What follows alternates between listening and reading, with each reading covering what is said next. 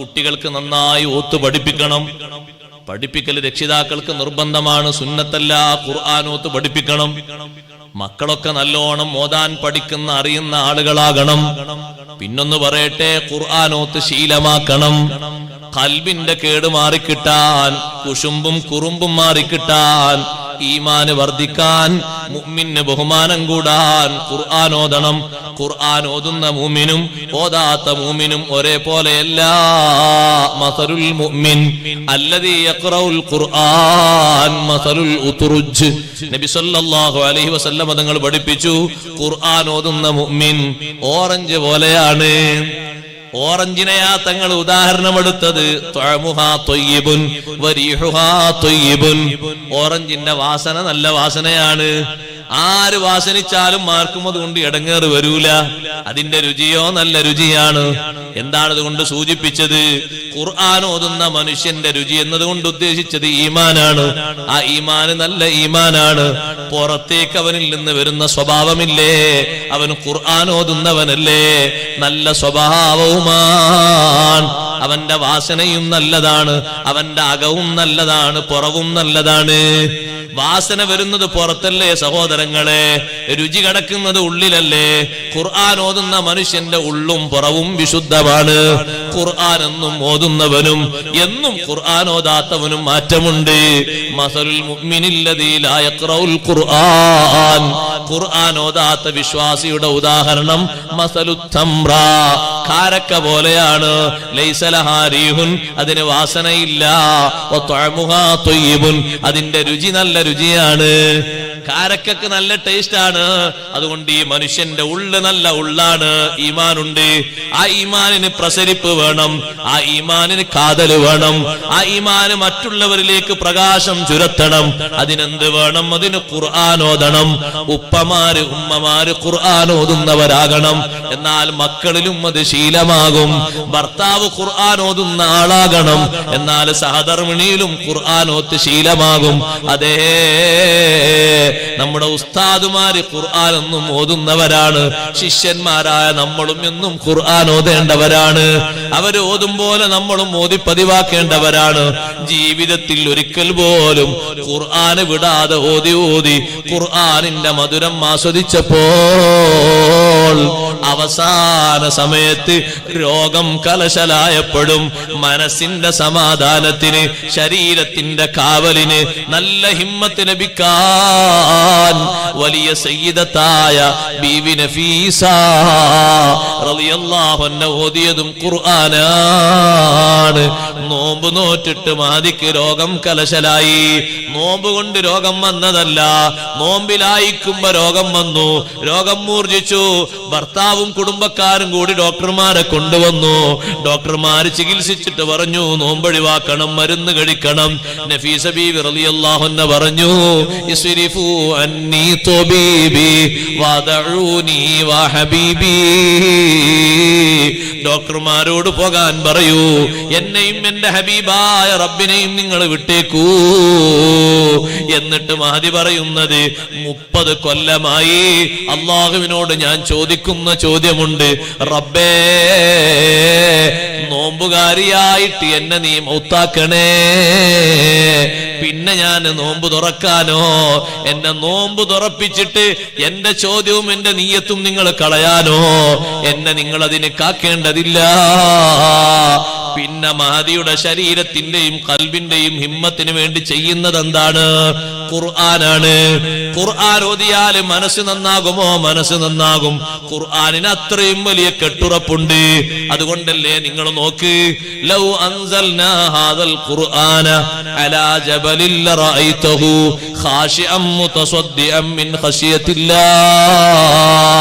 അല്ലാഹു സുബ്ഹാനഹു വ തആല പറഞ്ഞു, നമ്മളോട് പറയാണ്, മനുഷ്യന്മാരെ, നിങ്ങളിലേക്ക് ഇറക്കിയ ഈ ഖുർആൻ ഉണ്ടല്ലോ, ഇതൊരു പർവ്വതത്തിന്റെ മുകളിൽ, ആ പർവ്വതത്തിലേക്കാ നമ്മൾ ഇറക്കിയിരുന്നതെങ്കിൽ ലറഅയ്തഹു ഖാശിഅൻ മുതസദ്ദിഅൻ മിൻ ഖശിയത്തില്ലാഹ്. അപ്പ പർവ്വതത്തെ നിങ്ങൾക്ക് കാണാമായിരുന്നു. ഖുർആൻ ഇറക്കിയത് കൊണ്ട്, ഖുർആൻ വന്നത് കൊണ്ടുള്ള ഭക്തിയും ആ ഭക്തി ഇങ്ങനെ കൂടുതലായിട്ട് പൊട്ടി പൊട്ടി പൊട്ടി കഷ്ണങ്ങളായിട്ട് ധൂളികളായി മാറുന്നതും കാണാമായിരുന്നു. ഖുർആനിന്റെ ആയത്ത് കേട്ടിട്ട് കരഞ്ഞുപോയ പർവ്വതങ്ങളുണ്ട്. മനുഷ്യന്മാര് നന്നായി പഠിക്കാത്തത് കൊണ്ടാണ്. മൂന്നാമതായി എനിക്ക് പറയാനുള്ളത്, ഖുർആനിന്റെ ആശയങ്ങൾ പഠിക്കണം. ബഹുമാനം കിട്ടണോ? ഖുർആനിന്റെ ആശയങ്ങൾ പഠിക്കണം. ഏതെങ്കിലും ഒരു ആയത്ത് ഓതുമ്പോ നമ്മളെ മനസ്സിനെ തട്ടുന്ന രൂപത്തിൽ ഒരു അർത്ഥമെങ്കിലും നമ്മൾ പഠിക്കണ്ടേ? പിന്നെ ആർക്കുള്ളതാ ഖുർആന്? ഉസ്താദുമാർക്ക് ഇങ്ങനെ മേറ്റർ നോക്കിയിട്ട് വേള പറയാനുള്ള നമുക്കൊക്കെ പഠിക്കാനുള്ളതാ ഖുർആൻ. ദാ ഉസ്താദുമാരെ ഉപയോഗപ്പെടുത്തിയിട്ട് ആഴ്ചയിൽ ഒരു ആയത്തെങ്കിലും നമ്മൾ ഓതി പഠിക്കണം, അർത്ഥം പഠിക്കണം. ആ ആയത്തിന്റെ അർത്ഥം ഒരു അരമണിക്കൂർ ക്ലാസ്സിൽ ഉസ്താദ് ഇങ്ങനെ ആവർത്തിച്ച് പറഞ്ഞ് നമ്മളെ മനസ്സിലേക്ക് ഇങ്ങനെ അങ്ങോട്ട് പിടിപ്പിക്കുമ്പോ, അങ്ങനെ ഒരു യാസീന്റെ കുറച്ചെങ്കിലും അർത്ഥം തിരിയുമ്പോ ഓതുമ്പോ ഉണ്ടാവില്ലേ നമ്മളെ കൽബിലൊരു സൗന്ദര്യം. വെള്ളിയാഴ്ചയിലെ സബ്ബീസ്മയും ഹല്ലത്താക്കിയൊക്കെ ഓതുമ്പോ അതിലിങ്ങനെ ചിന്തിക്കുമ്പോ, ഉസ്താദ് ഓതുമ്പോ നമ്മളെ നാവുകൊണ്ട് ഓതാൻ പറ്റൂല, നമ്മളത് കേൾക്കുക വേണ്ടിയത്. കേൾക്കുമ്പോ ഇതിന്റെ അർത്ഥങ്ങളും കൂടി കിട്ടുകയാണെങ്കിൽ എന്തോ രസമുണ്ടാവും. ആ അർത്ഥങ്ങൾ ചിന്തിച്ചിട്ടല്ലേ അറബികളൊക്കെ പൊട്ടി പൊട്ടി കരയുന്നത്. അപ്പൊ നമ്മളെ ആൾക്കാർ ഇങ്ങനെ നോക്കുക, ഇവലെന്തിനാ കരയണത്, ഇവലെന്തിനാ ഇങ്ങനെ കരയണത്, ഓലെന്തിനാ കരയുന്നത്. ആ കരച്ചിന്റെ രസം കിട്ടിയെങ്കിലല്ലേ ഇപ്പുറത്ത് കരയുണ്ടാവുള്ളൂ. അത് കിട്ടണമെങ്കിൽ അർത്ഥങ്ങൾ പഠിക്കണ്ടേ, നല്ലോണം അർത്ഥതലങ്ങൾ പഠിക്കണം. ഖുർആനിന്റെ ആശയങ്ങൾ തഫ്സീർ വെച്ച് ഉസ്താദുമാരെ ഉപയോഗപ്പെടുത്തിയതിന്റെ ക്ലാസുകൾ പഠിക്കണം. നമ്മളെ സമൂഹത്തിന് ആണുങ്ങൾക്കും പെണ്ണുങ്ങൾക്കും വന്നൊരു കുറവാണ്. ഖൽബിന്റെ കീടങ്ങൾ മാറ്റാൻ ഏറ്റവും വലിയ മരുന്ന് ഖുർആനാണെന്ന് ശഫീഉനാ റസൂലുള്ളാഹി സ്വല്ലല്ലാഹു അലൈഹി വസല്ലം. ഖുർആന് പോലെ മരുന്നില്ല. ടെൻഷൻ മാറണോ, വിഷമങ്ങൾ മാറണോ, മനസ്സ് ക്ലിയർ ആകണോ, സങ്കടങ്ങൾ നീങ്ങണോ, ചാബല്യങ്ങൾ നീങ്ങണോ, ഭൗതിക പ്രേമങ്ങളും പ്രണയങ്ങളും മാറണോ, ഇലാഹിയായ ചിന്ത വേണോ, മുത്തുനബിതങ്ങളോടുള്ള മഹബത്ത് നിന്റെ സിരകളിൽ രൂഢമൂലമാകണോ, അള്ളാഹുവിന്റെ ഖുർആന് പഠിച്ചോ. ഖുർആന് ക്ലാസ് നല്ലോണം കേട്ടിട്ട് മനസ്സിലാക്കിക്കോ. പർവ്വതങ്ങൾ ഖുർആനിന്റെ ആശയങ്ങൾ മനസ്സിലാക്കി കരഞ്ഞുപോയി. കരഞ്ഞ് കരഞ്ഞ് കരഞ്ഞതിന്റെ ഉള്ളിലെ കണികകൾ, അതിന്റെ ഉള്ളിലെ ജലകണികകൾ മുഴുവനും വറ്റി വരണ്ടുപോയി. ഒരു യാത്രയിൽ അഷ്റഫുൽ ഖൽഖ് റസൂലുള്ളാഹി സ്വല്ലല്ലാഹു അലൈഹി വസല്ലം തങ്ങളെ കൂടെ പോകുന്ന ജാഫർ ത്വയ്യാർ റളിയല്ലാഹു അൻഹു, ജാഫർ ബിൻ അബീ താലിബ് തങ്ങൾ വന്നിട്ട് പറഞ്ഞു, അല്ലാഹുവിന്റെ റസൂലേ ദാഹിക്കുന്നുണ്ട്, വെള്ളം വേണം. നബി സല്ലല്ലാഹു അലൈഹി വസല്ലം തങ്ങളോട് പറഞ്ഞപ്പോ തങ്ങൾ പറഞ്ഞു, അതാ കാണുന്ന പർവ്വതം, ആ പർവ്വതത്തിനോട് പോയിട്ട് എന്റെ ഒരു സലാം പറയണം. എല്ലാ ലോകത്തിനും അറിയുന്ന നേതാവല്ലേ അവിടുന്ന്. പർവ്വതങ്ങൾക്കും അറിയാം, കല്ലുകൾക്കും അറിയാം, മരങ്ങൾക്കും അറിയാം, മൺതരികൾക്കും അറിയാം. അറിയാത്ത ഒരാളും ഇല്ലല്ലോ ലോകത്ത്. ആ പർവ്വതത്തിനോട് എന്റെ ഒരു സലാം പറയണം. എന്നിട്ട് പറയണം, ഇൻകാന ഫീകി മാഉൻ, നിന്നിൽ വെള്ളമുണ്ടെങ്കിൽ വെള്ളം കുറച്ചെനിക്ക് നീ ചുരത്തിത്തരണം, കുടിക്കാനാ. ജാഫർ ബിൻ അബീ ത്വാലിബ് റളിയല്ലാഹു അൻഹു പോയിട്ട് പർവ്വതത്തിനോട് സലാം പറഞ്ഞു. ഞാൻ അള്ളാഹുവിന്റെ റസൂലിന്റെ ദൂതനാണെന്ന് പറഞ്ഞു. പർവ്വതം സുന്ദരമായ അറബി ഭാഷയിൽ സലാം മടക്കി. എന്നിട്ട് പറഞ്ഞു, ജാഫർ തങ്ങളോട്, അള്ളാഹുവിന്റെ റസൂലിനോട് നിങ്ങൾ പോയിട്ട് പറയണം, എന്റെ ഉള്ളിൽ ഒരുപാട് വെള്ളങ്ങൾ ഉണ്ടായിരുന്നു, ജലാശയങ്ങൾ ഉണ്ടായിരുന്നു. ഈ പാറയുടെ ഉൾഭാഗത്ത് ഒരുപാട് പേർക്ക് കുടിക്കാനുള്ള വെള്ളമുണ്ടായിരുന്നു. പക്ഷേ ഖുർആനിൽ ഒരായത്തിറങ്ങിയപ്പോൾ അന്നു മുതൽ ഞാൻ കരഞ്ഞ് കരഞ്ഞ് കരഞ്ഞ് എന്റെ ഉള്ളിലെ ജലകണികകൾ മുഴുവനും വറ്റി വരണ്ടുപോയി. ഇന്ന് നിങ്ങൾക്ക് തരാൻ ഒരിറ്റ് വെള്ളം പോലുമില്ല.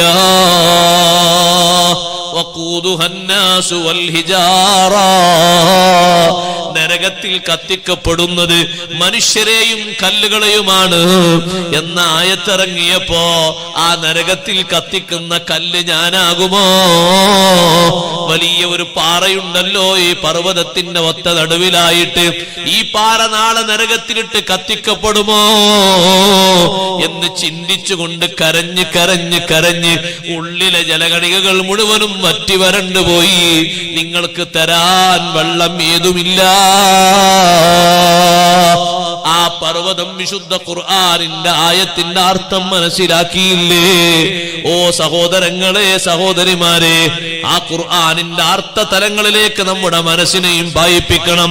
അപ്പോഴാണ് ഭൗതിക പ്രേമങ്ങളിൽ നിന്ന്, പ്രണയങ്ങളിൽ നിന്ന്, ചാബല്യങ്ങളിൽ നിന്ന് നമ്മുടെ മനസ്സിനെ മുക്തമാക്കാൻ കഴിയുക.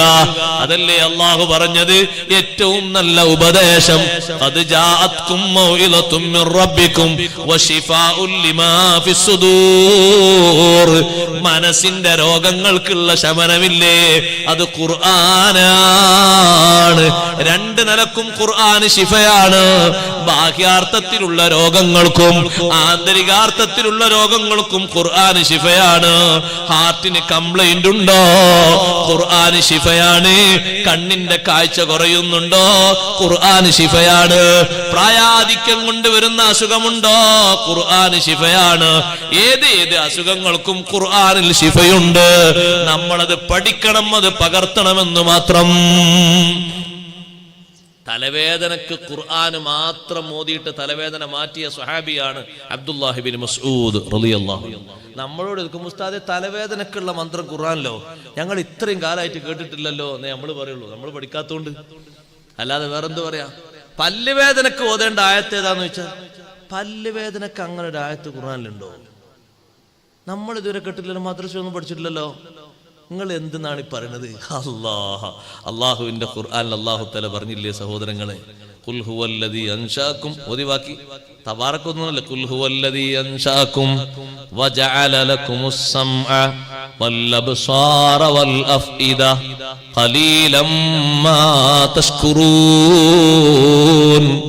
പല്ലുവേദനയുള്ളയിടത്ത് വിരല് വെച്ച് 7 പ്രാവശ്യം ഈ ആയത്ത് ഓതിയാല് പല്ലുവേദനക്ക് ശമനമുണ്ടാകുമെന്ന് പഠിപ്പിച്ചത് സയ്യിദുനാ മുഹമ്മദുർ റസൂലുള്ളാഹി സ്വല്ലല്ലാഹു അലൈഹി വസല്ലം തങ്ങളാ പഠിപ്പിച്ചത്. ഇമാം ജലാലുദ്ദീൻ സുയൂത്തി റഹ്മത്തുള്ളാഹി അലൈഹി രേഖപ്പെടുത്തിയത് കാണാം. ഇമാം ഖുർത്തുബി റഹ്മത്തുള്ളാഹി അലൈഹി രേഖപ്പെടുത്തിയത് കാണാം.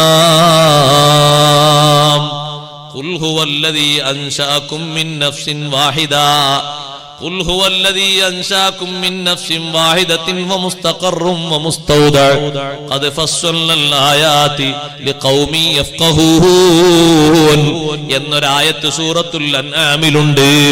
അതും ഇതേ രൂപത്തിൽ 7 പ്രാവശ്യം വേദനയുള്ള പല്ലിന്റെ മേലെ വെച്ച് ഓതേണ്ടതാണ്. നമ്മൾ പഠിക്കാത്തതുകൊണ്ട് പലരും പറയും, ഉസ്താദേ വേദന കൊണ്ട് പറിക്കാനുള്ളതൊക്കെ പറഞ്ഞുപോയി, ഇപ്പൊ പഠിച്ചിട്ട് എന്താ കാര്യം? ഈ ബാക്കിയുള്ളവർക്ക് വേദന വരുമ്പോ ഓതി കൊടുക്കാൻ പഠിച്ചോളി. പ്രസവം കഴിഞ്ഞിട്ടുള്ള കുട്ടിനെയും ഉമ്മയെയും ഒരുമിച്ചിരുത്തിയിട്ട് ഖുർആനിൽ നിന്ന് ഓതേണ്ട ആയത്തേതാ? അങ്ങനെ ഒരു ആയത്ത് അല്ലാഹുവിന്റെ ഖുർആനിലുണ്ടോ? ഈ കാലഘട്ടത്തിൽ നമ്മളത് കൂടുതൽ പഠിക്കണ്ടേ? ആ കുട്ടിയെയും ആ ഉമ്മയെയും കൊണ്ട് എല്ലാ ദിവസവും ഇങ്ങനെ ഹോസ്പിറ്റലിലേക്ക് നടക്കാൻ വിധിക്കപ്പെട്ട ആളുകളാകരുത്. നമ്മള് ഹതഭാഗ്യരാകരുത്. നമ്മൾ അവർക്ക് നല്ല ആത്മീയമായ വെളിച്ചം കൊടുത്തിട്ട് നല്ല ആരോഗ്യത്തോടെ അവരെ വളർത്തുന്നവരാകണം. സൈനുദ്ദീൻ മഖ്ദൂം റളിയല്ലാഹു അൻഹു ഫത്ഹുൽ മുഈനിൽ പഠിപ്പിച്ചില്ലേ, ഉമ്മയെയും കുട്ടിയെയും ഒരുമിച്ച് ചേർത്ത് കിടത്തിയിട്ട്, അഥവാ ഉമ്മാന്റെ അപ്പുറത്ത് കുട്ടിയെ കിടത്തിയിട്ട് സൂറത്തുൽ അറാഫിലെ 54-ാമത്തെ സൂക്തം ഓതി കൊടുക്കണം. ഇന്ന റബ്ബകുമുല്ലാഹുല്ലദീ ഖലഖസ് സമാവാതി വൽ അർള ഫീ 6 അയ്യാമിൻ ثم استوى على العرش يغشي الليل النهار يطلبه حثيثا والشمس والقمر والنجوم مسخرات بأمره ألا له الخلق والأمر تبارك الله رب العالمين. അതാ ഉമ്മയും കുട്ടിയെയും ഓതി കേൾപ്പിക്കേണ്ട ആയത്താണ്. എത്രമാത്രം വലിയ ബഹുമാനാണ്. ആകെ വലത്തേ കാതിലൊരു വാങ്ങും ഇടത്തേ കാതിൽ ഇക്കാമത്ത് കയറുള്ളൂ അല്ലേ? ആ വലത്തേ കാതിൽ വാങ്ങിന്റെ പുറമെ ഇഖ്ലാസ് സൂറത്ത് സുന്നത്തില്ലേ? അങ്ങനെ ഒരു സുന്നത്തുണ്ടാ? ഈ ഉസ്താദ് പുതിയ കിതാബ് എന്ന് പറയാം. പുതിയ കിതാബ് എന്ന ഉസ്താദെ പഴയ കിതാബ് തന്നെയല്ലേ? അതേ കാതിൽ തന്നെ റജീമില്ലേ? ഇതൊക്കെ തിരിയുന്ന ഉസ്താദുമാരെ കൊണ്ടുപോയിക്കോളൂ. എന്നിട്ട് 2000 10,000 അവർക്ക് കൊടുത്തേക്ക് ഒരു ആയത്തോ. ഉസ്താദ് ഒരു ആയത്ത് ഓതുമ്പോൾ നിങ്ങൾ 10,000, ഒരു സൂറത്ത് ഓതിന 30 ആട് കൊടുത്തു. നമ്മളെ 10,000 വില 1000 വില നമുക്കറിയാത്തോണ്ടല്ലേ. വലത്തെ കാതിൽ ഓദിക്കോ, കുട്ടിയെ കിട്ടിയ ഉടനെ ഓദിക്കോ, ആ കുട്ടിക്ക് ശൈത്താനിന്റെ ശല്യം ഉണ്ടാകൂല എന്ന് സയ്യിദുനാ റസൂലുള്ളാഹി സ്വല്ലല്ലാഹു അലൈഹി വസല്ലം. കുല്ലു മൗലൂദിൻ പ്രസവിക്കപ്പെടുന്ന ഏത് കുട്ടികളെയും ശൈത്താന് വന്നിട്ടൊന്ന് ഞെക്കും, ഒന്ന് സ്പർശിക്കും, ഒന്നൊന്ന് അമർത്തിപ്പിടിക്കും. അപ്പോഴാ കുട്ടികളൊക്കെ കരയുന്നത്. കുട്ടി കരഞ്ഞോന്നല്ല നമുക്ക് റിസൾട്ട് ഇട്ടുണ്ട്. ആ കുട്ടി കരഞ്ഞു, ആ എന്നാ കുട്ടിക്ക് കോർങ്ങേടൊന്നുമില്ല. കുട്ടി കുറച്ചുകൂടെ ഞാൻ ചിരിച്ചോ, ആ എന്നാ കുട്ടിക്ക് ബുദ്ധി റെഡിയാണ്. ഇതല്ലേ തിരിയേണ്ടത്. ഈ കരയുന്നത് എങ്ങനെ മനസ്സിലായോ? ശൈത്താനിന്റെ സ്പർശനം കൊണ്ടാണ്. തങ്ങൾ പറഞ്ഞു, ഇല്ലാ മറിയമ വബ്നഹാ, അതിൽ നിന്ന് മറിയം ബീവി റളിയല്ലാഹു അൻഹ ഒഴിവാണ്. അതിൽ നിന്ന് മറിയം ബീവി റളിയല്ലാഹു അൻഹയുടെ പുത്രനായ മസീഹ് ഈസാ അലൈഹിസ്സലാം ഒഴിവാണ്. എന്തേ അവരെ മാറ്റി നിർത്തിയത്? എന്തേ അവരെ ഒഴിവാക്കി നിർത്തിയത്? ബഹുമാനപ്പെട്ട ഹന്നത്ത് ബീവി റളിയല്ലാഹു അൻഹ പ്രായാധിക്യത്തിൽ ഹന്നത്ത് ബീവി റളിയല്ലാഹു അൻഹ ഒരു കുഞ്ഞുണ്ടാകണമെന്നൊരു ആഗ്രഹം തോന്നിയത് എപ്പോഴാണ്?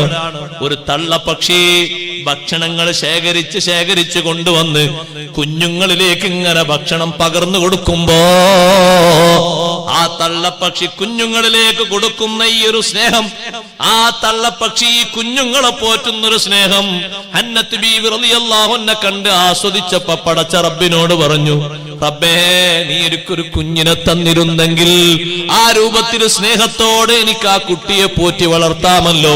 പ്രാർത്ഥിക്കുന്നത് പ്രായാധിക്യത്തിലാണ്, 80 വയസ്സിന് ശേഷമാണ്. റബ്ബ് സുബ്ഹാനഹു വ തആല ആഗ്രഹം സാധിപ്പിച്ചു കൊടുത്തു, നല്ല ഒരു കുഞ്ഞിനെ കൊടുത്തു. ഗർഭമുണ്ടായി, ഗർഭധാരണം ഉണ്ടായി എന്ന് അറിഞ്ഞപ്പോഴേക്ക് തന്നെ മഹദി പറഞ്ഞു, റബ്ബി ഇന്നി നദർതു ലക മാ ഫീ ബത്നി മുഹററൻ ഫതഖബ്ബൽ മിന്നി ഇന്നക അൻതസ് സമീഉൽ അലീം. എന്റെ വയറ്റിൽ ഗർഭധാരണം നടന്നിട്ടുണ്ടെന്ന് എനിക്ക് ഓർമ്മ വന്നു അല്ലാഹ്.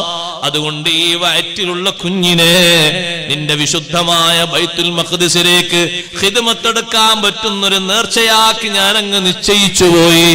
നീ അത് സ്വീകരിക്കണേ അല്ലാഹ്. ഗർഭധാരണം നടന്നു കഴിഞ്ഞപ്പോ മഹദിയുടെ ഒരു താല്പര്യമാണ്. പ്രസവിച്ചു നോക്കുമ്പോൾ അത് പെൺകുഞ്ഞാണ്. മഹദി പറഞ്ഞു, അല്ലാഹ് റബ്ബി ഇന്നി വലഅതുഹാ ഉൻസാ, ഞാൻ പ്രസവിച്ചത് പെൺകുഞ്ഞായല്ല അല്ലാഹ്, വിഷമം പറഞ്ഞതല്ല. പള്ളിയുടെ ഖിദ്മത്തിന് നിശ്ചയിക്കപ്പെടാറുള്ളത് പെണ്ണുങ്ങളെയല്ല, ആണുങ്ങളെയാണ്. വലൈസ ദക്കറു കല്ലുൻസാ, പള്ളിന്റെ ഖിദ്മത്തിന് പറ്റുന്ന പുരുഷൻ സാധാ പെണ്ണുങ്ങളെ പോലെയല്ലല്ലോ. അതുകൊണ്ട് പെണ്ണിന് ബഹുമാനം പറ്റി ഇടിച്ചു താഴ്ത്തിയെന്ന് കരുതണ്ട. അത് പെണ്ണിന് അല്ലാഹു കൊടുത്തൊരു എളുപ്പമാണ്. പള്ളിയിലേക്ക് വരാതെ കാര്യങ്ങൾ നിർവഹിക്കാതെ അവർക്ക് അല്ലാഹു കൂലി കൊടുക്കുന്നുണ്ട്. നമുക്ക് കൂലി കിട്ടണമെങ്കിൽ അധ്വാനിക്കണം പുരുഷന്മാരെ. ജമാഅത്തിന് വന്നെങ്കിലേ കിട്ടൂ, അവർക്ക് വരാതെ കിട്ടുന്നുണ്ട്. ജുമുഅക്ക് വന്നെങ്കിലേ കിട്ടൂ, ജനാസയുടെ കൂടെ പോയെങ്കിലേ കിട്ടൂ. അവർ വരാതെ തന്നെ ചുരുങ്ങിയ സേവനങ്ങളെ കൊണ്ട് ഇതെല്ലാം അല്ലാഹുർക്ക് നൽകുന്നുണ്ടെന്ന് ഖാല റസൂലുള്ളാഹി. ആ ഒരു എളുപ്പത്തിനാണ്, അല്ലാതൊരു വകതിരിവിനും ഒരു ഇടിച്ചു താഴ്ത്താനും പറ്റേ അങ്ങോട്ടും ഇങ്ങോട്ടും തരം താഴ്ത്താനും വേണ്ടി ചെയ്തതല്ല. പക്ഷെ പടച്ചോനെ ഞാൻ എന്ത് ചെയ്യും? അല്ലാഹു തആല ആ പ്രാർത്ഥന, ആഗ്രഹം സാധിച്ചിട്ട് കിട്ടിയ പ്രാർത്ഥന അല്ലാഹു തആല സ്വീകരിച്ചു. ആ മറിയം ബീവി റളിയല്ലാഹു അൻഹയുടെ മടിയിലെ മറിയം ബീവി എന്ന കുട്ടി മടിയിലേക്ക്, ഹന്നത്ത് ബീവിന്റെ മടിയിലേക്ക് ആദ്യ ഘട്ടത്തിൽ വന്നപ്പോ മഹദി അങ്ങ് ചൊല്ലി, വ ഇന്നി ഉഈദുഹാ ബിക വ ദുർരിയതഹാ മിനശ് ശൈത്വാനിർ റജീം, ഈ കുട്ടിക്കും ഈ കുട്ടിന്റെ സന്താന പരമ്പരകളെയും പിശാചിൽ നിന്ന് നിന്നോട് ഞാൻ കാവൽ ചോദിക്കുന്നു. മറിയം ബീവി റളിയല്ലാഹു അൻഹയെ പിശാച് തൊട്ടിട്ടില്ല. ആ മറിയം ബീവി റളിയല്ലാഹു അൻഹയുടെ പുത്രനായ മസീഹ് ഈസാ അലൈഹിസ്സലാം അവരെയും പിശാച് തൊട്ടിട്ടില്ല.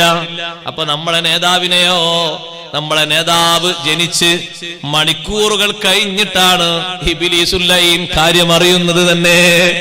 കാര്യം അറിയുന്നതിന് മണിക്കൂറുകൾ കഴിഞ്ഞിട്ടാണ്. നേരം പുലർന്നിട്ട് സൂര്യൻ ഉദിക്കുന്ന സമയത്ത് ആദ്യം സൂര്യന്റെ കിരണങ്ങൾ പുറത്തേക്ക് വെളിവാകുമ്പോ ഇബ്ലീസ് അവന്റെ അനുയായികളോട് പറഞ്ഞൊന്ന് മുകളിലേക്ക് പോയി നോക്കണം, ആകാശത്തിലെ വാർത്തകൾ കൊണ്ടുവരണം. ഒന്നാൻ ആകാശത്തിലേക്ക് പോകാനപ്പോഴും ഒരു പെർമിറ്റ് ഉണ്ടായിരുന്നു. അവർ മുകളിലേക്ക് അങ്ങ് പറന്നുയർന്നപ്പോഴാണ് ഉൽക്കവർഷം നടന്നത്. തുല്യതയില്ലാത്ത രൂപത്തിൽ പിശാചുക്കളുടെ ശരീരത്തിന് മുഴുവനും കരിഞ്ഞു കണഞ്ഞ ഓരോ ശരീരത്തിന്റെ ഭാഗങ്ങളും കരിഞ്ഞുണങ്ങിയിട്ട് ഇറങ്ങിയിട്ട് അവർ താഴോട്ട് വന്നിട്ട് പറഞ്ഞു, മുകളിലേക്ക് കയറാൻ പറ്റൂല, തടസ്സം വന്നിട്ടുണ്ട്. ഞങ്ങളുടെ ശരീരം മുഴുവനും അവിടെ നിന്ന് ഉൽക്കവർഷമുണ്ടായിട്ട് നക്ഷത്രങ്ങളെ കൊണ്ട് ഏറ് കിട്ടിയിട്ട് കത്തിക്കരിഞ്ഞുണങ്ങിപ്പോയിട്ടുണ്ട്. പലരുടെയും പല ശരീരങ്ങളുടെയും ഭാഗങ്ങൾ കൊഴിഞ്ഞു പോയിട്ടുണ്ട്. അപ്പോഴാണ് ഇബ്ലീസ് പറയുന്നത്, ക്യാപ്റ്റൻ പറയുന്നത്, എങ്കിൽ ഇന്ന് ഭൂമിയിൽ എന്തോ ഒരു അത്ഭുതം സംഭവിച്ചിട്ടുണ്ട്. നേരത്തെ ഒന്നും നടക്കാത്തൊരത്ഭുതം സംഭവിച്ചിട്ടുണ്ട്. മണിക്കൂറുകൾ കഴിഞ്ഞിട്ടുണ്ട്, പിന്നെയല്ലേ സ്പർശിക്കുന്നത്.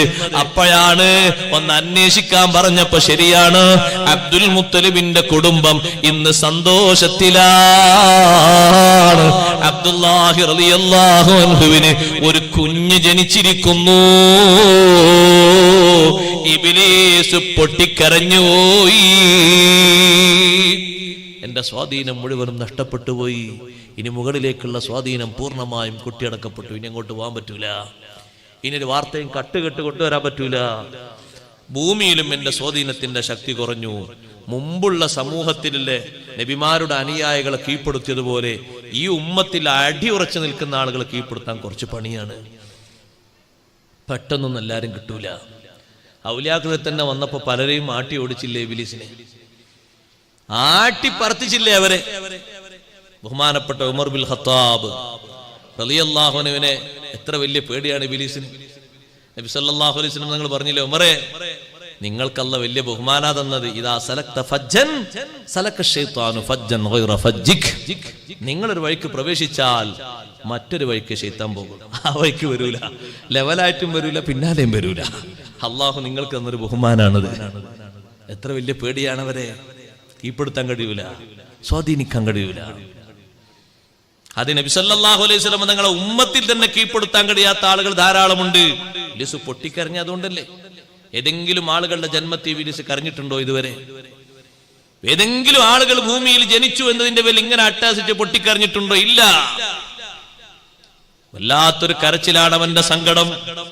അപ്പോഴല്ലേ അവൻ കഥ അറിയുന്നത്, പിന്നെയല്ലേ തൊടുന്നത്. വിവരങ്ങൾ അറിയുന്നത് തന്റെ സമയം കുറെ കഴിഞ്ഞ ശേഷമാണ്. അഷ്റഫുൽ ഖൽഖ് സല്ലല്ലാഹു അലൈഹി വസല്ലമ തങ്ങൾ അതിന് നമ്മോട് പഠിപ്പിച്ചത് ശൈത്താനിന്റെ സ്പർശനമില്ലാതിരിക്കാൻ വലത്തെ കാതിൽ വാങ്ങും, അതുപോലെ തന്നെ ഇടത്തെ കാതിൽ ഇഖാമത്തും നിർവഹിക്കുമ്പോ ആ വലത്തെ കാതിൽ തന്നെ സൂറത്തുൽ ഇഖ്ലാസ് ഓതണം. കൂടെ വഇന്നീ യുഈദുഹാ ബിക വദുർരിയതഹാ മിനശ് ശൈത്താനിർ റജീം. പിന്നെ മാനസിക രോഗം, അപസ്മാര രോഗം ഒന്നും ഉണ്ടാകൂല. സ്വീകരിക്കേണ്ട കാര്യങ്ങൾ ആദ്യം തന്നെ സ്വീകരിക്കണം. ബറക്കത്തുള്ള മഹാന്മാരെ കൊണ്ട് തഹ്നീക്ക്, മധുരം കൊടുക്കുക എന്നുള്ള സംഗതികളൊക്കെ പഴയ കാലത്ത് എത്ര സന്തോഷത്തോടെ നടന്നിരുന്നു അല്ലേ? ഇപ്പൊ എന്താ തഹ്നീക്ക് എന്ന് പറഞ്ഞാല് തേന് ഒരു വരയിലാക്കിയിട്ട് അങ്ങോട്ട് കുടിച്ചൂട്. ആ, കുട്ടി മധുരമുള്ളതൊക്കെ കുടിക്കുന്നുണ്ട്, അപ്പോ അണ്ണാക്കിനോട് കുഴപ്പമില്ല എന്നതും മനസ്സിലായി. അതിനാ തേൻ കൊടുക്കല്, അതാ തഹ്നീക്ക് എന്ന് പറഞ്ഞത്. യഥാർത്ഥത്തിലെ തഹ്നീക്ക് അതാണോ? അസ്മാ ബീവി റളിയല്ലാഹു അൻഹ തന്റെ പുത്രന് കൊടുത്ത തഹ്നീക്ക് അതാ. അസ്മാ ബീവി റളിയല്ലാഹു അൻഹ ഭർത്താവിനോട് പറഞ്ഞു, ഹിജ്റ പോകുന്ന സമയത്ത് ഖുബായിലെത്തിയപ്പോ പറഞ്ഞു, മുന്നോട്ട് പോകാൻ കഴിയൂല, വേദന വരുന്നുണ്ട്, വേദന, പ്രസവ വേദന വരുന്നുണ്ട്. ഒരു ചെറിയ ടെന്റ് കെട്ടി ഖുബായിലെത്തിയിട്ടുള്ള, മദീനയിലേക്ക് എത്തിയിട്ടില്ല. പ്രസവിച്ചു. എപ്പോഴാ പ്രസവിച്ചത്? രാത്രി. രാവിലെ ആകുമ്പോ അസ്മാ ബീവി റളിയല്ലാഹു അൻഹ വിളിച്ചിട്ട് പറഞ്ഞു, ഈ കുട്ടി എടുത്തോളൂ. സുബൈർ റളിയല്ലാഹു അൻഹയോട് പറഞ്ഞു, ഈ കുട്ടി എടുത്ത് വേഗം കൊണ്ടുപോകൂ ഇലാ ഹദ്റത്തി റസൂലില്ലാഹ് സ്വല്ലല്ലാഹു അലൈഹി വസല്ലം. തങ്ങളടുത്ത് ഈ കുട്ടിയെ കൊടുക്കണം, തങ്ങളെ കൊണ്ട് ദുആ ചെയ്യിപ്പിക്കണം, തങ്ങൾ ഈ കുട്ടിക്ക് പേര് വിളിക്കണം, തങ്ങൾ ഈ കുട്ടിക്ക് മധുരം കൊടുക്കണം. അവ്വലു മൗലൂദിൻ ഉലിദ ഫിൽ മുഹാജിരീൻ. മുഹാജിറുകൾക്ക് ആദ്യം ജനിച്ച കുഞ്ഞാണത്. ബഹുമാനപ്പെട്ട ഹബീബ് സല്ലല്ലാഹു അലൈഹി വസല്ലം തങ്ങൾ കുട്ടിയെ വാങ്ങി മടിയിലിരുത്തിയിട്ട് ആ കുട്ടിയുടെ തലയിൽ ഇങ്ങനെ കൈവച്ചു ബറക്കത്തിന് ദുആയിരുന്നു. വസമ്മാഹു അബ്ദല്ലാഹ്. കുട്ടിക്ക് അബ്ദുള്ള എന്ന് നാമകരണം ചെയ്തു. ചോദിച്ചു സുബൈർ റളിയല്ലാഹു അൻഹുവോട്, കാരക്ക കരുതിയിട്ടുണ്ടോ, കൂടെ കൊണ്ടുവന്നിട്ടുണ്ടോ? കാരക്കകൾ എടുത്തു കൊടുത്തു. തങ്ങളത് വായിലിട്ട് ഷറഫാക്കപ്പെട്ട ഉമിനീര് കൊണ്ട് ചവച്ചരച്ച് ആ കുട്ടിയുടെ ഉള്ളിലേക്ക് മധുരം പകർന്നു കൊടുത്തു. പിന്നീട് അസ്മാ ബീവി റളിയല്ലാഹു അൻഹ എപ്പോഴും പറയാറുണ്ട്, അവ്വലു ശൈഇൻ ദഖല ഫീ ജൗഫിഹി, അവ്വലു ശൈഇൻ ദഖല ഫീ ജൗഫിഹി, എന്റെ കുഞ്ഞിന്റെ ശരീരത്തിന്റെ ഉൾഭാഗത്തേക്ക് ആദ്യം പ്രവേശിച്ചത് റീഖു റസൂലില്ലാഹ് സ്വല്ലല്ലാഹു അലൈഹി വസല്ലം, മുത്തുനബി സ്വല്ലല്ലാഹു അലൈഹി വസല്ലം തങ്ങളെ ഉമിനീരാൻ. അതുകൊണ്ട് തന്നെ സ്വഹാബിമാരിൽ പലർക്കുമില്ലാത്ത ധൈര്യം അബ്ദുല്ലാഹി ഇബ്നു സുബൈർ തങ്ങൾക്കുണ്ടായിരുന്നു. ചെറിയ ധൈര്യമൊന്നുമല്ല, വലിയ ധൈര്യം. വലിയ ധൈര്യം ഉണ്ടായിരുന്നു അബ്ദുല്ലാഹി ഇബ്നു സുബൈർ റളിയല്ലാഹു അൻഹുവിന്. വലിയ ധൈര്യവും വലിയ സൗന്ദര്യവും വലിയ ഇൽമും ഒക്കെ അല്ലാഹു നൽകിയിരുന്നു. കാരണം ആ കുഞ്ഞിന്റെ ഉള്ളിലേക്ക് ആദ്യം പ്രവേശിച്ചത് ഉമ്മയുടെ മുലപ്പാലല്ല, മൂത്തമ്മയുടെ മുലപ്പാലല്ല, മറ്റു സഹോദരിമാരുടെ പാലുകളല്ല. ആദ്യം പ്രവേശിച്ചത് നബി സല്ലല്ലാഹു അലൈഹി വസല്ലം തങ്ങളെ ഉമിനീരാൻ. അങ്ങനെ സ്വാലിഹീങ്ങൾ ഉപയോഗിച്ച് മധുരം കൊടുക്കണം. ഇപ്പൊ നമ്മളെ ആൾക്കാർക്ക് അതിലും വിശ്വാസമല്ല അല്ലേ? പിന്നെ ആകെ ഒരു മക്കൾ നന്നാകാൻ ദ്വേർക്കണം. ഞാൻ ദ്വേർക്കണ്ട, കാരണം ചെയ്യാൻ പറഞ്ഞ ഒന്നും കേൾക്കൂല. പിന്നെ നമ്മളിങ്ങനെ ദ്വേർക്കണം, നമുക്ക് വേറെ എന്തെങ്കിലും ദ്വേർക്കാണ്ട്. ഓലിങ്ങനെ എവിടുന്നെങ്കിലും ഒരു കുട്ടീനെ ഉണ്ടാക്കി ആ കുട്ടീനെ ഇങ്ങനെ കാറ്റത്തിട്ട് അമ്മി പോലെ വളർത്തിയിട്ട് നമ്മളിങ്ങനെ ദ്വേർക്കും. ഒരു കാര്യമില്ല, ദ്വേർക്കന്നെ ദ്വേർക്കുക. നിങ്ങൾ മധുരം കൊടുത്തു, എന്ത് മധുരം? ആരോ ഒന്ന് കുക്കീസ് മുട്ടായി കൊടുത്തിരുന്നു, അതാ മധുരം കൊടുക്കല് ആണാ? ആരോ തേൻ ഇങ്ങനെ തേമ്പി കൊടുത്തിരുന്നു, അതാ മധുരം കൊടുക്കല്? നിങ്ങൾ ആ കുട്ടിക്ക് വാങ്ങിക്കാമത്തിലുള്ള വിശ്വാസമുള്ളതും പോയോ? വാങ്ങ് കൊടുത്തിരുന്നു. ആ വാങ്ങ് ഹോസ്പിറ്റലിന് അവിടെ അതിന്റെ ഉള്ളിൽ നിന്ന് ആരോ കൊടുത്തിരുന്നു. ആര് കൊടുത്തിരുന്നു? അപ്പൊ ആ സ്ത്രീയോട് ചോദിച്ചു, വാങ്ങ് കൊടുത്തോ? വാങ്ങ് ഈ കുട്ടിക്കല്ല, വേറെ കുട്ടിക്ക് അതിനുള്ളിൽ നിന്ന് ആരോ കൊടുത്തിരുന്നു. അപ്പൊ ഈ കുട്ടിക്കോ? ഈ കുട്ടി വേറെ കുറെ ഒച്ചപ്പാടുകളാണ് കേട്ടത്. പിന്നെ അത് ഒച്ചപ്പാടിന്റെ ആശാനായി മാറൂലേ? പിന്നെ അതിന് വികൃതി ഉണ്ടാകൂലേ? അതിനെ കേൾക്കേണ്ട അല്ലാഹ് എന്നല്ലല്ലോ ആദ്യം കേട്ടത്.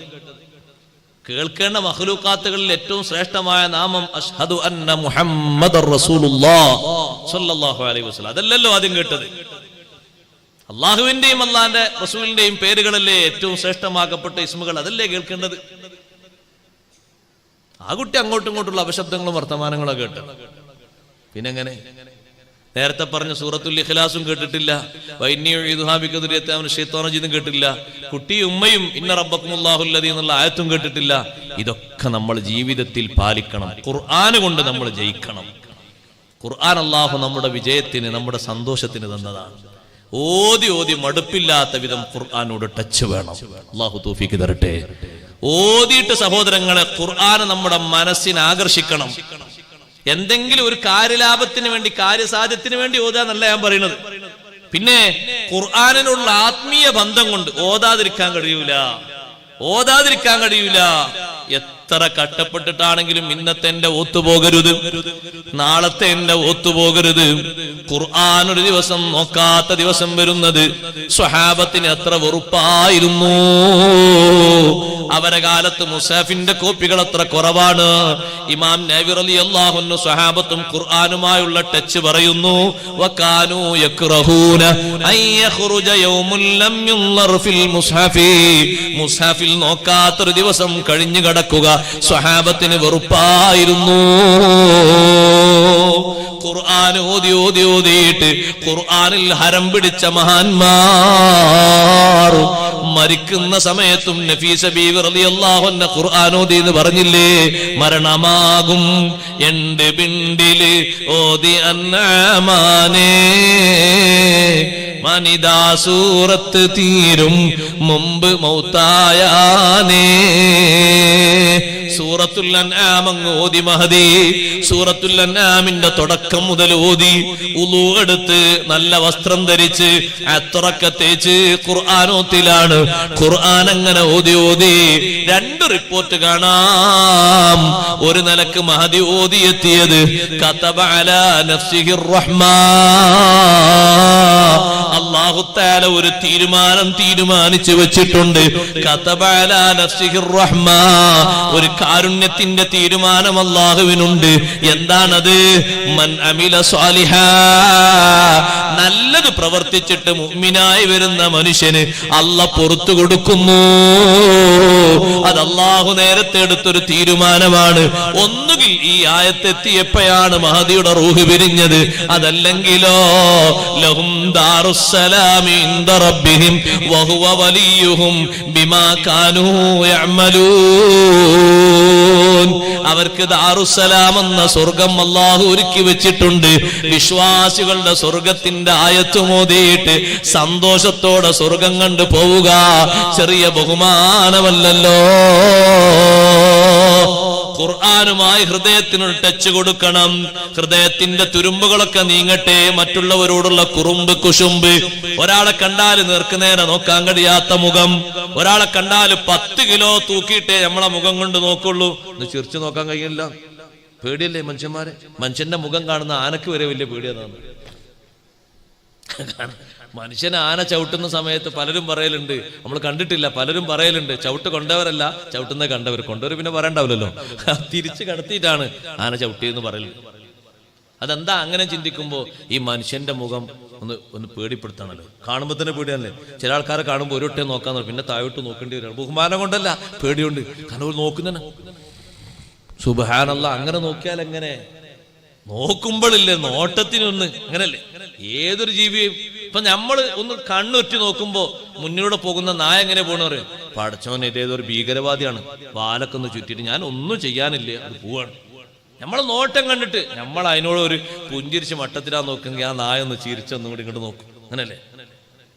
നമ്മൾ ആ വേസ്റ്റ് കൊട്ടയിലേക്ക് ഭക്ഷണം കൊണ്ടുപോയിടുന്ന ഒരാള്, ഞാനിന്ന് യാത്ര ചെയ്തു വരുന്ന സമയത്ത് കണ്ടൊരു കാഴ്ച, വേസ്റ്റ് കൊട്ടയിലേക്ക് ഭക്ഷണത്തിന്റെ അവശിഷ്ടം കൊണ്ടുപോയിരുന്ന ജീവനക്കാരൻ, തൊട്ടടുത്തൊരു നായ ഉണ്ട്. ഫോട്ടോ എടുക്കാൻ കഴിഞ്ഞില്ല, ഇങ്ങനെ പോരല്ലേ, ഫോട്ടോ എടുക്കേണ്ട കാര്യമൊന്നുമില്ലല്ലോ. അപ്പൊ ഈ നായ ഇയാളെ കണ്ട് പേടിച്ചു ഓടുകയാണോ, നായ അവിടെ നിൽക്കുകയാണോ ചെയ്യുന്നത്? ഇയാൾ ഈ നായനെ നോക്കിയപ്പോ ബാക്കിയുള്ള വേസ്റ്റ് ഭക്ഷണത്തിന്റെ കുറച്ചുകൂടി അവശിഷ്ടം ഉണ്ട്, അത് എടുത്തിട്ട് പുറത്തിട്ട് കൊടുത്തു. അപ്പൊ ആ നായ ഒന്നിങ്ങനെ അയാളെ നോക്കിയിട്ട്, എന്താണത്? ഒരു സ്നേഹം, ഒരു നന്ദിയാണത്, ഒരു നന്ദി പ്രകടനം. അതിന്റെ മുഖം കൊണ്ടൊന്നും ഇങ്ങനെ ആക്കിയിട്ടുണ്ട്. എത്ര കിട്ടിയാലും നമ്മൾ ജസാക്കല്ലാ എന്ന് പറയും. അത് പറഞ്ഞെങ്കിൽ ആദ്യം വേറെ എന്തെങ്കിലും കൊടുക്കേണ്ടി വരും. പിന്നെ ഇത് മുടിയൾച്ചിന്റെ ഇറച്ചിയാണ്. രാവിലെ മോന്റെ മുടിയൾച്ചിരുന്നു. ആയിക്കോട്ടെ, കഴിഞ്ഞ്. ജസാക്കല്ലാഹു, അള്ളാഹു ബർക്കത്ത് കിട്ടേതോ, അള്ളാഹ് കബൂലാക്കട്ടെ. എന്തെങ്കിലും ഒന്ന്, 1 കിലോ ഇറച്ചി ഒരു മനുഷ്യനോട് കൊടുക്കുന്നതിന് 1/2 കിലോ ഇറച്ചി, ഒരു സന്തോഷത്തിന്റെ ഒരു വാക്കൊരു പ്രതികരണമില്ലേ? കിട്ടണമെങ്കിൽ ആദ്യം എന്തെങ്കിലും കൊടുക്കേണ്ടി വരും. അല്ലെങ്കിൽ പറയേണ്ടി വരും, നിങ്ങളൊന്ന് നോക്കി ഒന്ന് നല്ല മോകൊണ്ട് ചിരിക്കെങ്കിലും ചെയ്യും. റബ്ബേ, ഒരു ഇറച്ചി കൊണ്ടുവന്നിട്ട് ഇങ്ങനെയാന്ന് പറഞ്ഞാല് ഇതൊരു ഈമാനാ? ഇത് ഈമാൻ എന്നല്ല, അതിന്റെ പേര് വേറെയാണ്. ഈമാൻ എന്ന് പറഞ്ഞാല് മറ്റുള്ളവർക്ക് സന്തോഷമാകുന്ന മുഖം കൊണ്ട് സമീപിക്കാന്നുള്ളതല്ലേ ഈമാൻ എന്ന് പറഞ്ഞത്. അപ്പൊ ആ ജീവനക്കാരൻ ആ നായ ആട്ടിയാലോ നായ ഓടും പേടിച്ചിട്ട്. പക്ഷെ ആ ജീവനക്കാരൻ ഈ നായനെ നോക്കിയിട്ട് ഇതിന് ഭക്ഷണം വേണം, നമ്മൾ ഭക്ഷണം കഴിച്ചു വരില്ലേ. അപ്പൊ ആ പാത്രം, ആ ഭക്ഷണത്തിന്റെ പൊതി അവശിഷ്ടം നേരെ വെച്ചു കൊടുത്തപ്പോ അത് വാലാട്ടിയിട്ട് ഒരു നോട്ടൊക്കെ നോക്കിയിട്ട് ഇന്ന് ഭക്ഷണം കഴിച്ചു. മനസ്സിന്റെ ആ കുറുമ്പ് കുശുമ്പ് വിദ്വേഷങ്ങളും ഒക്കെ നീങ്ങിക്കിട്ടാൻ വലിയ ശിഫയാണ്. ശിഫാഉൽ ലിമാ ഫി സുദൂർ. മനസ്സിന്റെ അകത്തളങ്ങളിൽ കെട്ടി നിൽക്കുന്ന രോഗങ്ങൾക്ക് ശമനം അള്ളാഹുവിന്റെ ഖുർആനാണ്. ആ രൂപത്തിൽ ടച്ച് ഖൽബുമായിട്ട് ഖുർആനുമായിട്ട് വേണം. അള്ളാഹു തൗഫീഖ് തരട്ടെ. ഓതിയിട്ട് ഖുർആനുമായുള്ള തഅല്ലുഖ് അഷ്റഫുൽ ഖൽഖ് റസൂലുള്ളാഹി സ്വല്ലല്ലാഹു അലൈഹി വസല്ലം തങ്ങളോട് മഹബ്ബത്ത് ഉണ്ടെങ്കിൽ 10 അടയാളങ്ങൾ പഠിപ്പിച്ചു ഇമാം ഖാദി ഇയാദ് റഹ്മത്തുള്ളാഹി അലൈഹി. ഞാനത് എണ്ണല്ല, അതിൽ ഒരു അടയാളം ഹുബ്ബുൽ ഖുർആൻ. ഖുർആനോട് മഹബ്ബത്തുണ്ടോ അയാൾ മുത്തുനബി തങ്ങളെ മുഹിബ്ബ. കാരണം മുത്തുനബി സല്ലല്ലാഹു അലൈഹി വസല്ലം ദുനിയാവിൽ ഏറ്റവും കേൾക്കാൻ ആഗ്രഹിച്ചത് എന്താ? ഖുർആനാണ് അല്ലേ? ഏറ്റവും കൂടുതൽ ഓതിയത് എന്താ? ഖുർആനാണ്. പഠിപ്പിച്ചു കൊടുത്തത് എന്താ? ഖുർആനാണ്. ഒക്കെ കൂട്ടി നോക്കണം. ബഹുമാനം കൊടുത്തത് എന്തിനാ? ഖുർആനാണ്. ഖബറിലേക്ക് വെക്കുമ്പോഴും കൂടും തങ്ങൾ ചോദിച്ചില്ലേ ഉഹദിൽ വെച്ച് 2 ആളെയും 3 ആളെയൊക്കെ സ്ഥലപരിമിതി കൊണ്ട് ഖബറിലേക്ക് വെക്കുമ്പോ തങ്ങളെ ചോദ്യം അയ്യുഹും അക്സറു അഖ്ദൽ ലിൽ ഖുർആൻ, ഈ 3-ൽ ആരാണ് കൂടുതൽ ഖുർആൻ പഠിച്ചവർ? സഹാബത്ത് ചൂണ്ടിക്കാണിക്കുമ്പോ ആദ്യം മുൻഗണന കൊടുക്കുന്നത് കൂടുതൽ ബഹുമാനമുള്ള ആൾക്കാണ്. ഉമർ ബിൻ ഖത്താബ് റളിയല്ലാഹു അൻഹുവിന്റെ മുശാവറയിൽ കൂടുതൽ ബഹുമാനമുള്ളത് ഖുർആൻ പണ്ഡിതന്മാർക്കായിരുന്നു. 39 ആളുകൾ മുശാവറയിൽ, ഒരു ചെറുപ്പക്കാരൻ മാത്രമുണ്ട് ആ മുശാവറയിൽ. ബാക്കിയുള്ള സ്വഹാബിമാരൊക്കെ പതുക്കെ അങ്ങനെ ഒരു മുറുമുറുപ്പ്, ദേഷ്യം കൊണ്ടല്ല, അവരുടെ സംശയം കൊണ്ട്. നമ്മക്കൂല്ലേ മക്കള്, എന്താ ഒരു ചെറുപ്പക്കാരൻ മാത്രം? എന്റെ പുരയിലുണ്ട് അതേ വയസ്സുള്ളൊരു കുട്ടി, നിങ്ങളെ പുരയിലുമില്ല, നിങ്ങളെ പുരയിലുണ്ട്. ഉമർ റളിയല്ലാഹുവിന്റെ ശ്രദ്ധയിലെത്തി ഓൽക്കൊക്കെ ഒരു സംശയം ഉണ്ട്. ആ സംശയം തീർക്കാൻ വേണ്ടി ഉമർ റളിയല്ലാഹുവിന് ചെയ്തത് എന്താ? ഒരു തെരഞ്ഞെടുപ്പ് നടത്തുക അല്ല, ഒരു ഗുസ്തി മത്സരം, ആരാ ജയിക്കാൻ നോക്കുക, അതുമല്ല. ഉമർ റളിയല്ലാഹുവിനെ അവരൊക്കെ വിളിച്ചു ചോദിച്ചു, ആ വലിയ വലിയ സ്വഹാബിമാരൊക്കെ വിളിച്ചു ചോദിച്ചു, സൂറത്തുൻ നസ്റില്ലേ അവസാനം ഇറങ്ങിയ സൂറത്താണ് സൂറത്തുൻ നസ്ർ. ഖുർആനിൽ ഒരു സൂറത്തായിട്ട് അവസാനം ഇറങ്ങിയ സൂറത്ത് ഏതാ? സൂറത്തുൻ നസ്റാണ്. പിന്നെ ആയത്തുകളാണ് ഇറങ്ങിയത്, ഒരു സൂറത്ത് ഫുള്ളായിട്ട് പിന്നെ ഇറങ്ങിയിട്ടില്ല. അവസാനം ഇറങ്ങിയ സൂറത്തായ സൂറത്തുൻ നസ്ർ, എന്താണ് അതിന്റെ വ്യാഖ്യാനം? അപ്പാ പ്രമുഖന്മാരായ സ്വഹാബിമാര് പറഞ്ഞു, മുത്തുനബി തങ്ങൾക്ക് അള്ളാഹുവിൽ നിന്ന് കുറെ സഹായം കിട്ടുക, ഇസ്ലാമിന് വിവിധ രാജ്യങ്ങളിൽ നിന്ന് ഫത്ഹ് വരിക, വിവിധ രാഷ്ട്രങ്ങളിൽ നിന്ന് ഇസ്ലാമിലേക്ക് ആളുകൾ മുത്തുനബി തങ്ങളെ കാണാൻ ഇങ്ങനെ കൂലം കുത്തി ഒഴുകുക, അങ്ങനൊക്കെ സംഭവങ്ങൾ വരുമ്പോ കൂടുതൽ തസ്ബീഹും ദിക്റും ശുക്റും തങ്ങൾ അധികരിപ്പിക്കണം എന്നാണ് പറഞ്ഞത്. ഉമർ റളിയല്ലാഹു അൻഹു പറഞ്ഞത് അതിന്റെ ഒരു തഫ്സീറാണ്. ചോദിച്ചവരൊക്കെ പറഞ്ഞതാണ്. ഈ ചെറുപ്പക്കാരനായ കുട്ടി അവരെ മുന്നിൽ വെച്ച് ഉമർ റളിയല്ലാഹു അൻഹു ചോദിച്ചു, നിങ്ങൾക്ക് എന്ത് പറയാനുണ്ട്? ആരാണ് ആ ചെറുപ്പക്കാരൻ അറിയുമോ? അഷ്റഫുൽ ഖൽഖ് റസൂലുള്ളാഹി സ്വല്ലല്ലാഹു അലൈഹി വസല്ലം തങ്ങളുടെ പത്നിയായ മൈമൂന ബീവിയുടെ സഹോദരിയുടെ പുത്രനാണ് അബ്ദുല്ലാഹി ഇബ്നു അബ്ബാസ് റളിയല്ലാഹു അൻഹുമാ. അബ്ദുല്ലാഹി ഇബ്നു അബ്ബാസ് തങ്ങൾക്ക് എത്രയാണ് ഇങ്ങനെ ബഹുമാനം കിട്ടിയത്?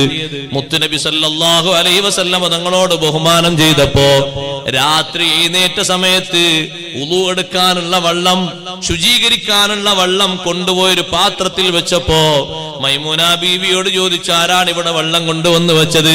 അത് നമ്മളാ ചെറിയ കുട്ടിയാണ്, ഇന്നലെ ഈ വീട്ടിൽ കിടന്നുറങ്ങാൻ വന്നിട്ടുണ്ട് മൈമൂന ബീവി റളിയല്ലാഹു അൻഹയുടെ വീട്ടിൽ. ആ മൈമൂന ബീവി റളിയല്ലാഹു അൻഹയുടെ സഹോദരിയുടെ മകനാണ് അബ്ദുല്ലാഹി ഇബ്നു അബ്ബാസ് റളിയല്ലാഹു അൻഹുമാ. ആ കുട്ടിയാണോ കൊണ്ടുവന്ന് വെച്ചത്? പറയാതെ തന്നെ കാര്യങ്ങൾ ആഗ്രഹിച്ചും ആലോചിച്ചും ചെയ്യാൻ കഴിവുള്ള കുട്ടിക്ക് ഈ ഒരു നല്ല അദബിന് വേണ്ടി അള്ളാഹുവിന്റെ ഹബീബ് കൊടുത്തൊരു സമ്മാനമാണ്. അല്ലാഹുമ്മ അല്ലിംഹുൽ കിതാബ വത്തഅ്വീൽ. ഈ കുട്ടിക്ക് നീ ഖുർആൻ പഠിപ്പിക്കണേ അല്ലാഹ്, ഖുർആനിന്റെ സർവ്വ വ്യാഖ്യാനങ്ങളും നീ പഠിപ്പിക്കണേ അല്ലാഹ്. ആ കുട്ടിയാണ് അന്നും ഇന്നും ഖുർആൻ വ്യാഖ്യാതാക്കളുടെ തലവൻ, റഈസുൽ മുഫസ്സിരീൻ. ഉമർ റളിയല്ലാഹു അൻഹു ഈ കുട്ടിയോട് ചോദിച്ചു, നിങ്ങളെ തഫ്സീർ എന്താണ്? അപ്പൊ ആ കുട്ടി പറഞ്ഞ മറുപടി എന്താണെന്നറിയോ? ഈ സൂറത്തുൻ നസ്ർ കൊണ്ട് എനിക്ക് മനസ്സിലാകുന്നത് സയ്യിദുനാ റസൂലുള്ളാഹി സ്വല്ലല്ലാഹു അലൈഹി വസല്ലം തങ്ങളുടെ വഫാത്ത് അടുത്തിരിക്കുന്നു, തങ്ങളെ ഈ ഭൂമിയിലേക്ക് അല്ലാഹു തആല നിയോഗിച്ചതിന്റെ ലക്ഷ്യങ്ങളൊക്കെ പൂർത്തിയായി, ഇനി തങ്ങൾക്ക് വരാൻ സമയമായിട്ടുണ്ട്. അപ്പൊ ബാക്കിയുള്ള സ്വഹാബിമാരെ എണീറ്റിട്ട് പറഞ്ഞു, ആ കുട്ടിയെ മുശാവറയ്ക്ക് എടുക്കേണ്ട കുട്ടി തന്നെയാണ്. കാരണം ഖുർആനിൽ ഇത്രമാത്രം വിവരവും പാണ്ഡിത്യ കുട്ടിക്കുണ്ടെങ്കിൽ ആ കുട്ടിയെ മുശാവറയിൽ പരിഗണിച്ചതിന് ഞങ്ങൾക്ക് ആർക്കും എതിർപ്പില്ല, ഞങ്ങളെ കുട്ടികളൊന്നും വേണ്ട. എന്താ സ്ഥാനം? ഖുർആന് കൊണ്ടാണ് സ്ഥാനം, ഖുർആന് കൊണ്ടാണ് ബഹുമാനം. ഇന്നഹു ലഖുർആനുൻ കരീം. നമ്മൾ ഖുർആനെ ബഹുമാനിക്കുമ്പോ ഖുർആന്റെ ബഹുമാനം നമുക്കും കിട്ടും. അതിന്റെ ബഹുമാനത്തിന് ഖുർആനിന്റെ പ്രതി അതിനെ ബഹുമാനിക്കണം, ഓതിയിട്ട് ബഹുമാനിക്കണം, പഠിച്ചിട്ട് ബഹുമാനിക്കണം, കേട്ടിട്ട് ബഹുമാനിക്കണം, ഹൃദയത്തോട് ചേർത്ത് വെച്ച് ബഹുമാനിക്കണം. അള്ളാഹു തൗഫീഖ് തരട്ടെ.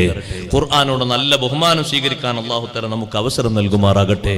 സമയം കഴിഞ്ഞു പോയി, ഞാൻ അവസാനിപ്പിക്കുകയാണ്. വിശുദ്ധ ഖുർആന്റെ ബറക്കത്ത് കൊണ്ട് നമ്മുടെ ജീവിതത്തിൽ എല്ലാ കാര്യങ്ങളിലും അള്ളാഹു തആല ഫത്ഹും സലാമത്തും ഏറ്റിയേറ്റി തരുമാറാകട്ടെ.